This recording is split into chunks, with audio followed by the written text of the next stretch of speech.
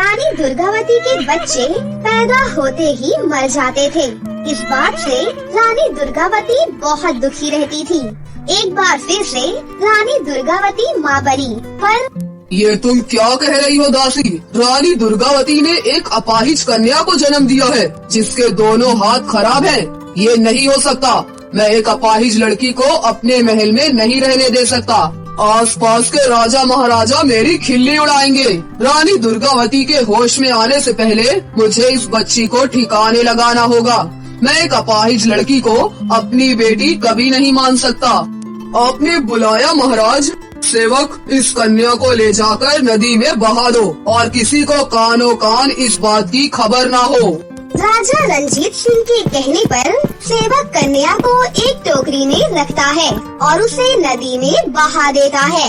रानी दुर्गावती को राजा रंजीत सिंह झूठ बोल देता है कि कन्या मरी हुई पैदा हुई है, जिस पर रानी खूब फूट फूट कर रोने लगती है। उधर कन्या जिस नदी में बहती हुई जा रही थी, उसी नदी पर राजा रंजीत सिंह के महल का राजधोबी भी राजमहल के कपड़े धो रहा था।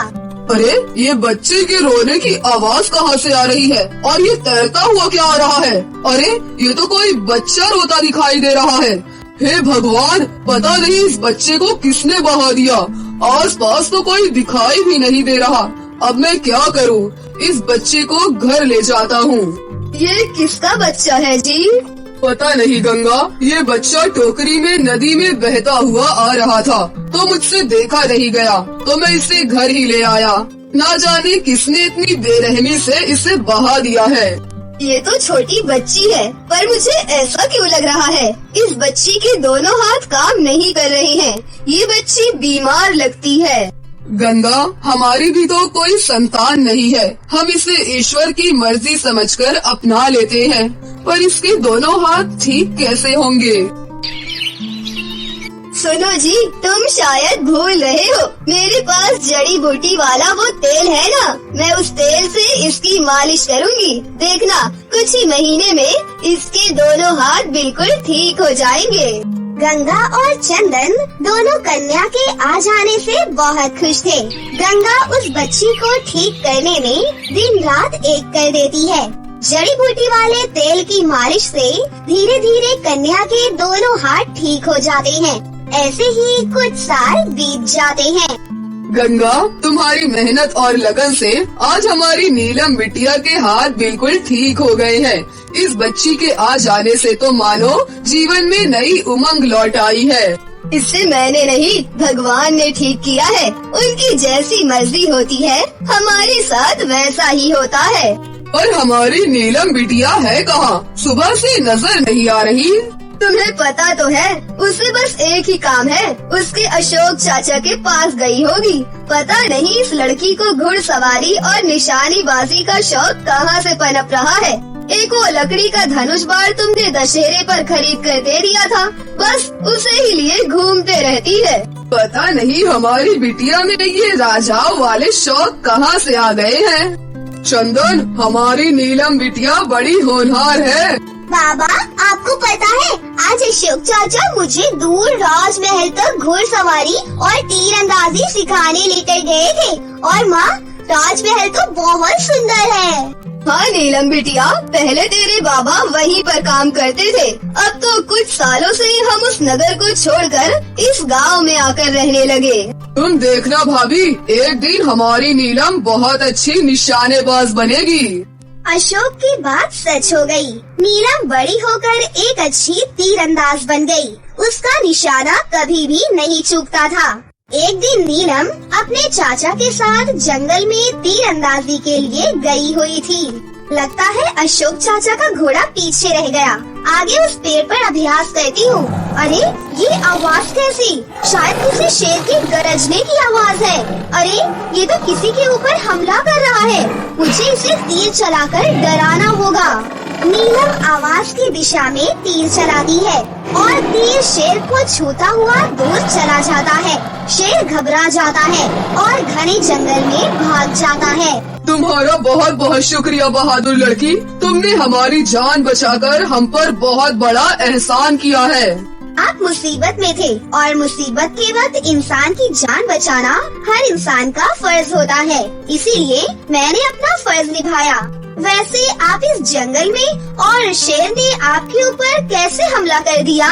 शायद तुम हमें नहीं पहचानती हो। हम प्रेमगढ़ के राजा रंजीत सिंह हैं। शिकार की इच्छा से हम जंगल में निकले थे पर हमारे सिपाही पीछे रह गए और अचानक इस शेर ने हम पर हमला बोल दिया।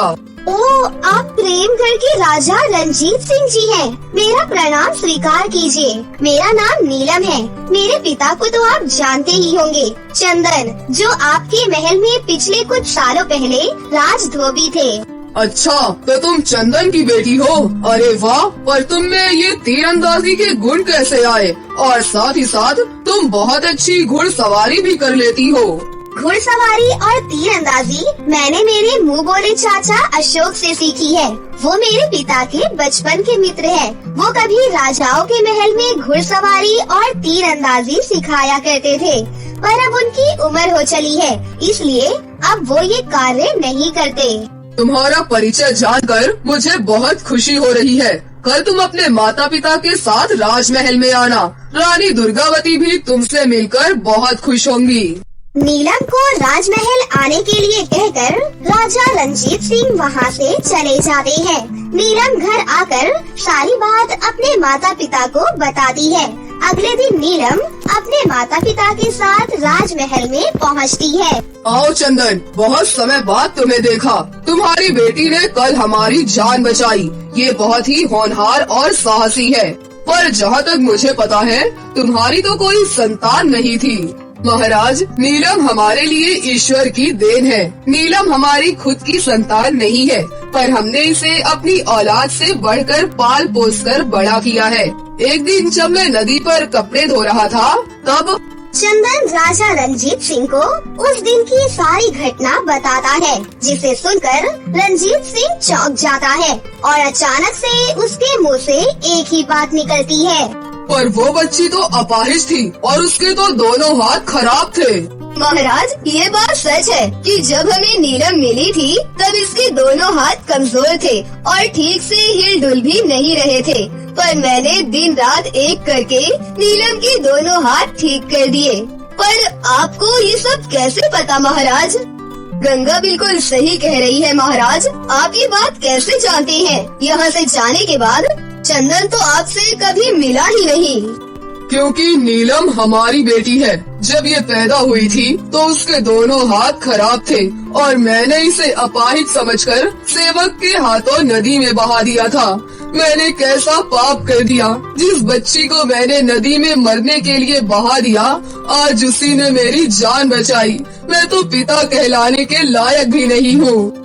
आपने अपनी ही बेटी को नदी में बहा दिया। आपने मुझसे कहा कि हमारा बच्चा मरा हुआ पैदा हुआ था।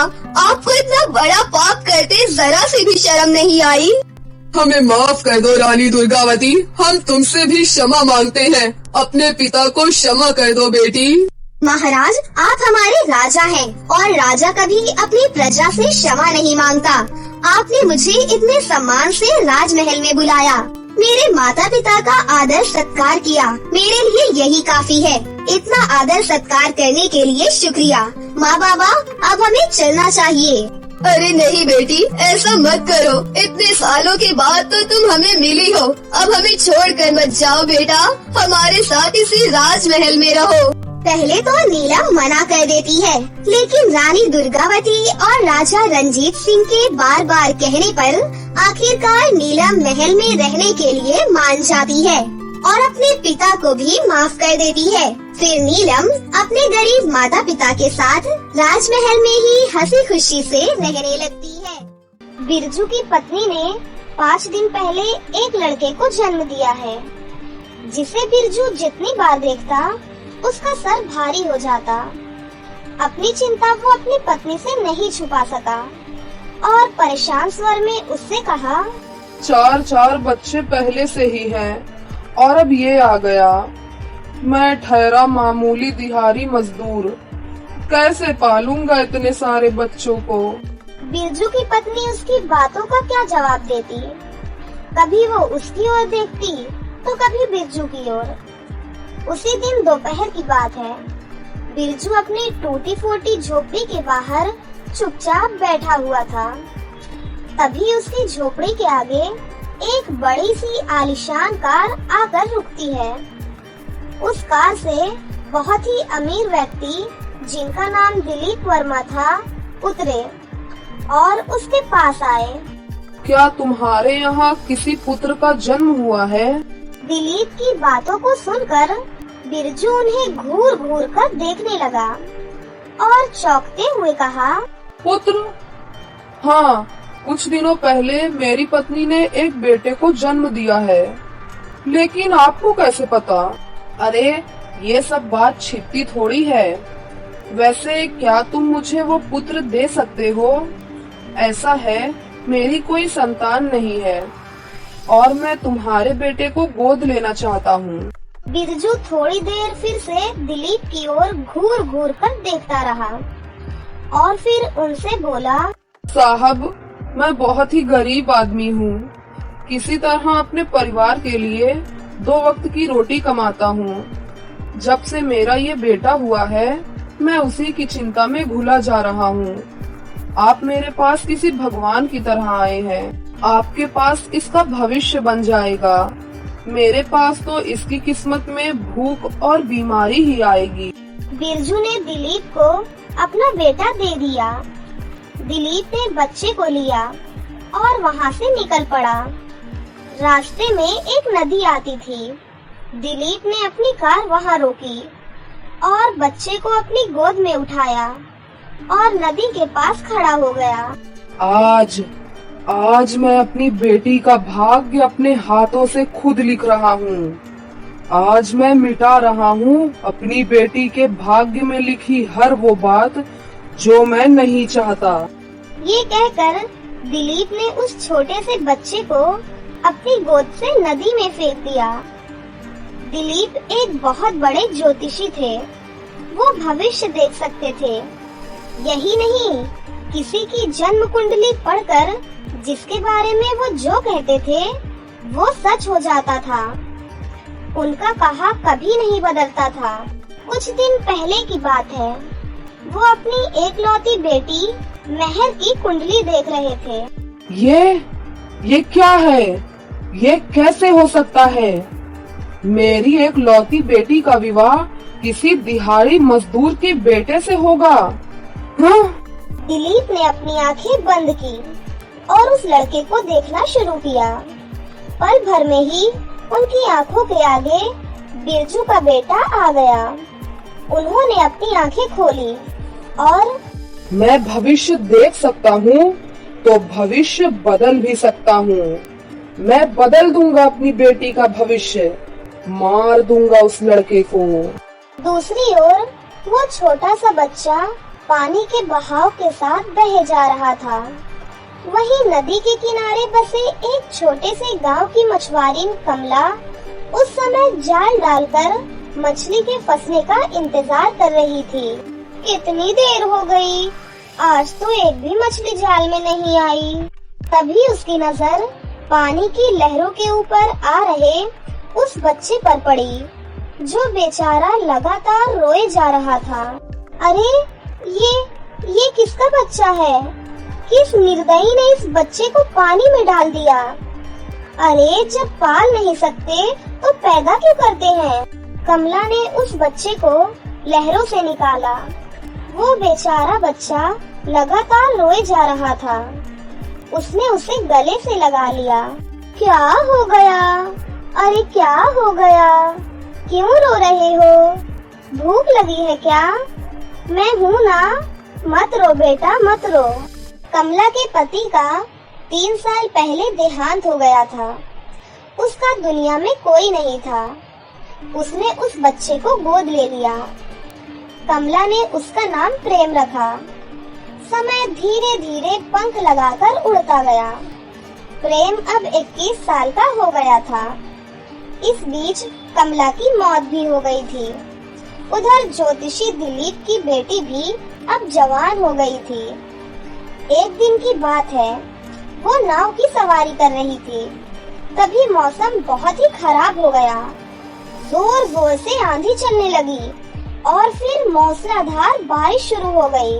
ओह, इतनी तेज आंधी और तूफान, ऊपर से ये बारिश। ओह, तूफान और बारिश और बढ़ती गई और उनकी नाव डूबने लगी। महर पानी के बहाव में कुछ देर तक हाथ पांव मारती रही, फिर थक कर बेहोश हो गई और लहरों के साथ बहने लगी। उधर दूसरी ओर प्रेम उस समय नदी में मछली पकड़ने के लिए आया था, लेकिन तूफान के कारण वापस लौटने का सोच रहा था। तभी उसे महर पानी में बहती हुई दिखाई दी। अरे ये कौन है? कौन बहता आ रहा है नदी के बहाव के साथ? प्रेम तुरंत पानी में उसे बचाने के लिए उतर गया और लहरों से लड़कर उसकी जिंदगी बचा ली। महर को जब होश आया तो उसने खुद को प्रेम के घर में पाया। मैं कहाँ हूँ? आप कौन हो? तब प्रेम ने महर को वो सारी बातें बताई, जिसे सुनकर महर का दिल प्रेम के प्रति प्यार से भर गया और उसने अपने प्यार का इजहार भी उससे कर दिया। प्रेम ने भी उसका निवेदन स्वीकार कर लिया। कुछ दिनों बाद उन दोनों ने शादी कर ली। शादी के बाद महर प्रेम को लेकर अपने घर पहुंची और अपने पिता से सारी बातें बताई। तुमने शादी कर ली, लेकिन ये लड़का कौन है? इसका कौल क्या है? खानदान क्या है? तब प्रेम ने उन्हें सारी बातें बताई, जिसे सुन दिलीप ने अपना सर पीट लिया और मन ही मन सोचने लगा, हे भगवान, 21 साल पहले मैंने इस काले अध्याय को अपनी बेटी की जिंदगी से निकालना चाहा था, लेकिन आज ये फिर से मेरे सामने आ गया। लेकिन मैं हार नहीं मानूंगा। उस बिहारी मजदूर के बेटे को मैं कभी अपना घर जमाई स्वीकार नहीं करूंगा। कुछ दिनों के बाद महर कुछ महीनों के लिए शहर से बाहर गई हुई थी, तो दिलीप ने प्रेम को अपने पास बुलाया और उससे बहुत ही चिंतित स्वर में कहा, मैं तुमसे कुछ मांगना चाहता हूँ बेटा, अपने लिए नहीं, लेकिन मेरी इकलौती बेटी के लिए, उसके जीवन के लिए। बोलो, क्या तुम मुझे वो दोगे जो मैं मांगूंगा तुमसे, या इनकार करके मेरी बेटी के जीवन को खतरे में डाल दोगे? बोलो बेटा। ये सब आप क्या कह रहे हैं पिताजी? मेरी तो कुछ समझ में नहीं आ रहा। देखो, मैं कहना तो नहीं चाहता तुमसे, लेकिन अगर नहीं कहा तो बहुत मुसीबत आ जाएगी। तुम्हें तो पता है कि मैं ज्योतिषी हूँ। मैंने अपनी बेटी की और तुम्हारी कुंडली देखी है। उसमें साफ साफ लिखा है कि अगर तुम दोनों साथ रहे तो मेरी बेटी की मृत्यु हो जाएगी। ये आप क्या कह रहे हैं? मैं सही कह रहा हूँ बेटा, लेकिन हम उसकी मृत्यु को रोक सकते हैं। अगर तुम उसे छोड़कर हमेशा के लिए चले जाओ तो। अपनी पत्नी की खातिर प्रेम उस शहर को छोड़कर वीरगंज नाम के दूसरे शहर में चला गया। कई दिन तक वो भूखा प्यासा इधर उधर भटकता रहा और एक दिन वो सड़क के किनारे बेहोश होकर गिर पड़ा। जब उसे होश आया तो उसके सामने रामू नाम का एक बूढ़ा सपेरा बैठा हुआ था, जो सांप का खेल दिखाकर अपनी रोटी चलाता था। तुम कौन हो बेटा और कहाँ से आए हो? तब प्रेम ने उसे अपनी सारी बातें बताई। उसकी बातें सुनकर रामू ने कहा, बेटा, जो भाग्य में लिखा होता है उसे कौन बदल सकता है? यही तुम्हारे भाग्य में लिखा था, तो उसे तुम कैसे बदल सकते हो? वैसे भी तुम्हारा ये फैसला तुम्हारी पत्नी के जीवन के लिए है, इसलिए इसे स्वीकार करो और नई जिंदगी शुरू करो बेटा। प्रेम रामू के साथ रहने लगा।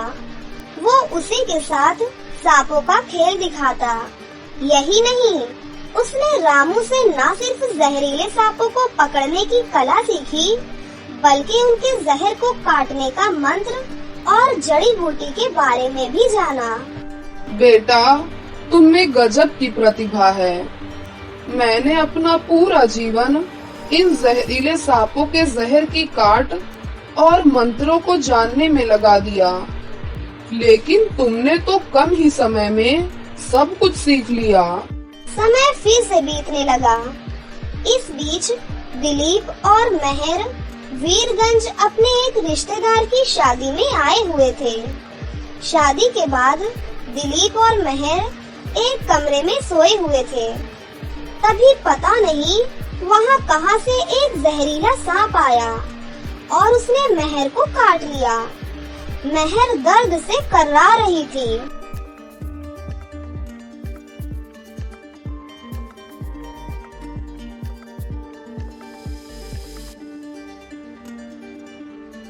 पिताजी, पिताजी, मुझे सांप ने काट लिया है। ये बोलते ही मेहर के मुंह से झाग निकलने लगा और वो बेहोश हो गई। दिलीप ने अपनी बेटी की जब ये स्थिति देखी तो उसका दिल जोर जोर से धड़कने लगा। उसने लोगों से मदद की गुहार लगाई। तभी उसे किसी ने सांप का जहर उतारने वाले के पास जाने के लिए कहा।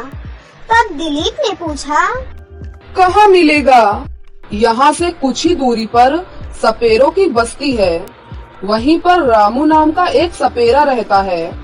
कहते हैं कि उसके पास दुनिया के जहरीले से जहरीले सांप की काट है। हमें मेहर बिटिया को उसके पास लेकर जाना चाहिए। वो सभी रामू के घर पहुँचे। रामू को उसने सारी बातें बताई। तब रामू ने कहा, देखिए, अब मैं बहुत बूढ़ा हो गया हूँ। मुझे ठीक से दिखाई नहीं देता। मैं अब आपकी मदद करने में असमर्थ हूँ। हाँ, लेकिन मेरा बेटा आपकी मदद कर सकता है। उसके बाद उसने प्रेम को आवाज दी। प्रेम को देखते ही दिलीप की आंखें फटी की फटी रह गई। उसने लाचार निगाहों से उसकी ओर देखा। प्रेम अपने ससुर को पहचान गया। वो तुरंत जंगल से जड़ी बूटी लेकर आया और उसका लेप मेहर को लगाया और उसकी जान बच गई। जैसे ही मेहर को होश आया और उसने अपने सामने प्रेम को देखा तो, प्रेम, तुम जिंदा हो? लेकिन पिताजी ने कहा था कि जब मैं शहर से बाहर गई हुई थी तो कोई जंगली जानवर तुम्हें उठाकर ले गया था। ये बात सुनकर प्रेम ने अपने ससुर की ओर देखा तो दिलीप ने हाथ जोड़कर उससे कहा, तुम दोनों मुझे माफ कर दो। मैं तुम दोनों का गुनहगार हूँ, खासकर प्रेम का। मैंने भाग्य के लिखे को बदलना चाहा, लेकिन मैं हार गया। मुझे माफ कर दो प्रेम, मुझे माफ कर दो। उसके बाद दिलीप ने सारी कहानी उन दोनों को बताई, जिसे सुनकर मेहर को अपने पिता से घृणा हो गई। तब प्रेम ने अपनी पत्नी से अपने पिता को माफ करने को कहा।